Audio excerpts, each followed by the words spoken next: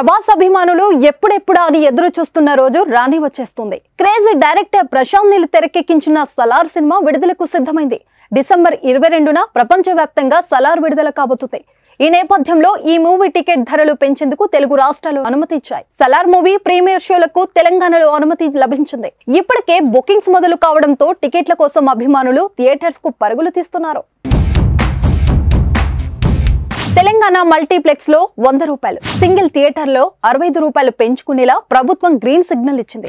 ఏపీలో మాత్రం టికెట్ ధరను 40 రూపాయల చొప్పున పెంచుకునేందుకు ప్రభుత్వం అనుమతి ఇచ్చింది. సినిమా విడుదలైన రోజు నుండి డిసెంబర్ 28 వరకు టికెట్ ధరల పెంపునకు తెలంగాణ ప్రభుత్వం వెసులుబాటు కల్పించింది. ఏపీలో సినిమా విడుదలైన 10 రోజుల వరకే పెరిగిన ధరలు అమల్లో ఉంటాయని స్పష్టం చేసింది. ఏపీలో సలార్ సినిమా బెనిఫిట్ షోకు అనుమతి ఇవ్వలేదు. తెలంగాణలో మాత్రం 20 థియేటర్లు మాత్రమే అర్ధరాత్రి 1 గంట బెనిఫిట్ షోకు అనుమతి ఇచ్చింది. సాధారణ ప్రదర్శనలతో పాటు అదనంగా ఉదయం 4 గంటల నుంచి 6వ ఆట ప్రదర్శించుకోవచ్చని అవకాశం కల్పించింది. నైజాం ఏరియాలో మొత్తం 20 థియేటర్లలో అర్ధరాత్రి 1 గంటకు సలార్ ప్రీమియర్ షోలు పడనున్నాయి.